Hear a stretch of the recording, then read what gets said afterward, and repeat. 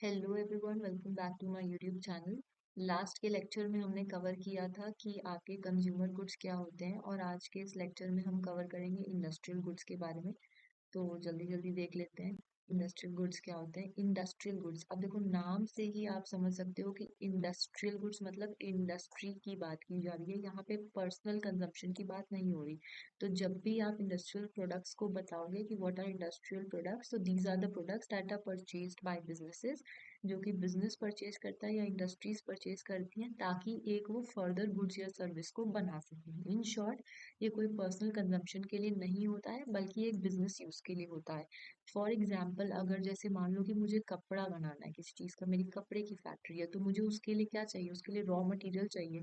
तो जो raw material होगा, जैसे कपड़ा हो गया, धागे हो गए, कलर्स हो गए, कलर करने के लिए कपड़े को, तो वो सब चीज़ें जो है आपकी इंडस्ट्रियल प्रोडक्ट्स में आएंगी। अब इंडस्ट्रियल प्रोडक्ट्स को भी हम फर्दर 3 कैटेगरीज में डिवाइड करते हैं। सबसे पहले ये चीज़ मैंने आपको पहले भी बताई थी कि इंडस्ट्रियल प्रोडक्ट्स 3 पार्ट्स में डिवाइडेड है, material and parts.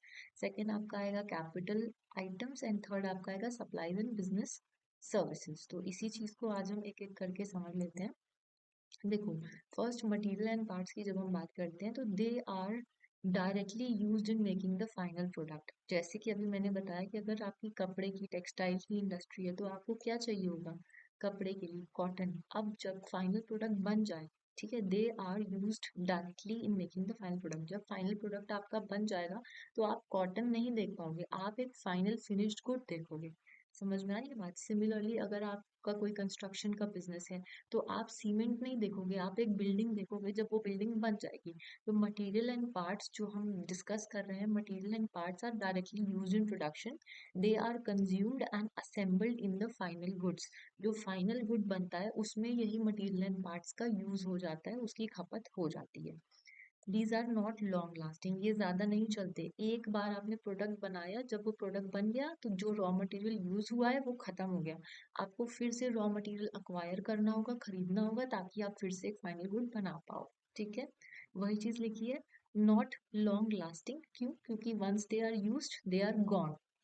Similarly regular purchase होती है, इसको आपको बार बार परचेज करना होता है। जैसे कि मैंने अभी आपको बताया कि जब भी आपको फाइनल प्रोडक्ट बनाना है, आपने अपना रॉ मटेरियल यूज कर लिया, अब जब फिर से आपको बनाना होगा, तो आपको फिर से उसको परचेज करना होगा। ठीक है, businesses buy them again and again to continue the production.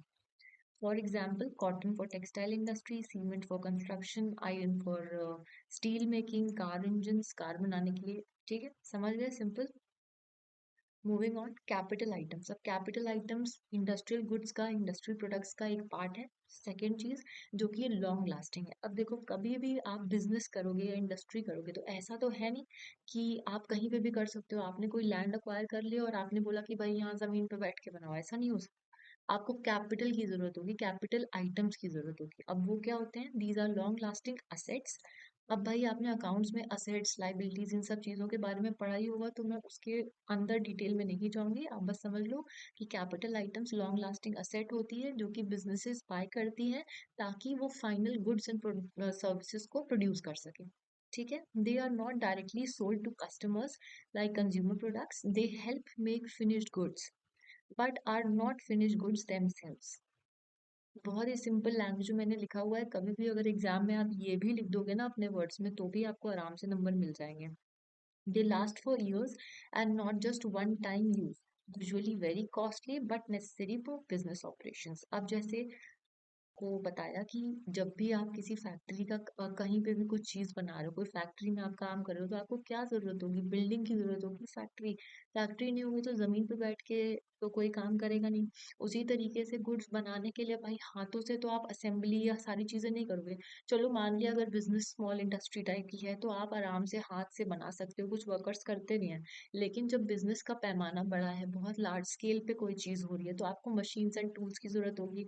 आपको कुछ सॉफ्टवेयर या सर्वर्स की ज़रूरत होगी, कुछ इक्विपमेंट्स की ज़रूरत होगी। तो वही सब चीज़ें बिजनेस के लिए कैपिटल हैं, जो कि बहुत टाइम तक लास्ट करती हैं। ऐसा नहीं होगा कि एक बार ही आपने बना दिया तो वो चीज़ खराब हो गई आपकी, नो, या वो चीज़ खत्म हो गई, ऐसा नहीं होता। कैपिटल आइटम्स आपके लॉन्ग लास्टिंग है, जो कि बहुत टाइम तक चलते हैं। थोड़े महंगे होते हैं, दे आर कॉस्टली, बट उनके बिना बिजनेस का काम नहीं चल सकता। लेकिन अब आप फर्स्ट वाला आइटम देखो, ये जो रॉ मटेरियल या मटेरियल्स एंड पार्ट्स वाला पार्ट है, ये आपका एक बार आपने यूज कर लिया, आपको बार बार खरीदना है। लेकिन कैपिटल आइटम आप बार बार नहीं खरीदोगे, आप एक बार वन टाइम इन्वेस्टमेंट है, क्योंकि कॉस्टली है, लेकिन ये सालों साल आपके चलेंगे। सिंपली आप ऐसे समझो कि capital items is equal to backbone of production. भाई अभी फिर से मैं रिपीट कर रही हूँ कि बिल्डिंग के बिना, मशीनरी एंड टूल्स के बिना, कंप्यूटर या इक्विपमेंट के बिना, या कोई भी कैपिटल आइटम के बिना आप अपना बिजनेस नहीं चला सकते। लॉन्ग रन में आप उसको नहीं चला सकते। थोड़े टाइम के लिए आपने चलो ठीक है हाथ से काम कर लिया, जमीन पे बैठ के कर लिया, लेकिन एक टाइम आएगा जब आपको कैपिटल आइटम्स की रिक्वायरमेंट होगी ही होगी। इसीलिए capital items are the backbone of production, without which companies cannot produce their goods or deliver any kind of services।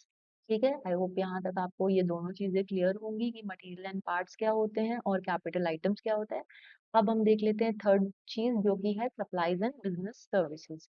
These are the products and services that support day to day operations. अब भाई हमारे पास raw material आ गया, हमें किससे बनाना है वो सारा सामान आ गया, लेकिन उस सामान को डे टू डे ऑपरेशंस को रन करने के लिए जो चीज चाहिए होती है वो हमारी आती है आपकी सप्लाईज एंड बिजनेस सर्विसेज में। अब सप्लाईज एंड बिजनेस सर्विसेज को एक एक अलग अलग से समझते हैं ताकि आपको इजी हो एग्जाम में लिखने के लिए। Supplies means short-term items that help in business operations. They are consumed quickly and need to be purchased regularly. For example, stationery, pen।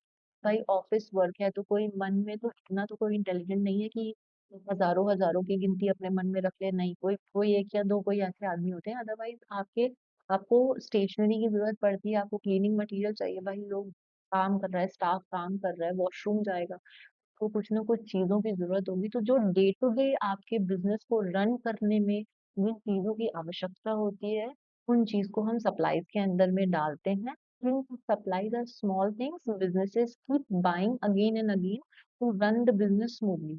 देखो, वॉशरूम का सामान लेना या पेन और स्टेशनरी आपके बिजनेस से रिलेटेड नहीं होगा, लेकिन जो बिजनेस रन करने के लिए लोग हैं उनको जो मदद चाहिए, वो आइटम्स के लिए आपकी सप्लाईज में आते हैं ये सारे सामान।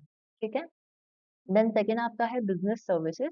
Services that a company uses but does not produce itself। These services help in maintaining operations, efficiency and growth of the industry or the business that you are running। ठीक है, for example advertising agencies, business banking, consulting, IT support, repair services, transportation, insurance. ये तो मुझे explain करने की जरूरत नहीं है कि एकदम इनके नाम से ही आप बता सकते हो कि डे टू डे ऑपरेशंस में जो सप्लाईज आपको चाहिए होती है या जो सर्विसेज आपको चाहिए। अब आपने अपना गुड्स प्रोड्यूस कर लिया, ठीक है, लोगों को आप बताओगे कैसे? थ्रू एडवर्टीजमेंट बताओगे। आपका काम हो रहा है, उसके लिए आपको आईटी सपोर्ट की जरूरत है, कभी कुछ गड़बड़ी आ गई तो आप कैसे करोगे? आपको किसी ना किसी चीज की तो जरूरत होगी। तो ये वही चीजें हैं जिससे आप अपने बिजनेस के ऑपरेशंस को डे टू डे में एफिशिएंटली और स्मूथली रन कर सकते हो। ठीक है। Businesses services are the external help companies rely on to function properly. Understood. अब एक शॉर्ट फॉर्म में समझ लेते हैं कि material and parts go into the product. ये कोई प्रोडक्ट है, मटेरियल एंड पार्ट डायरेक्टली इसमें आते हैं। ठीक है। Capital items help to make the product. Without capital items आप प्रोडक्ट बना नहीं पाओगे।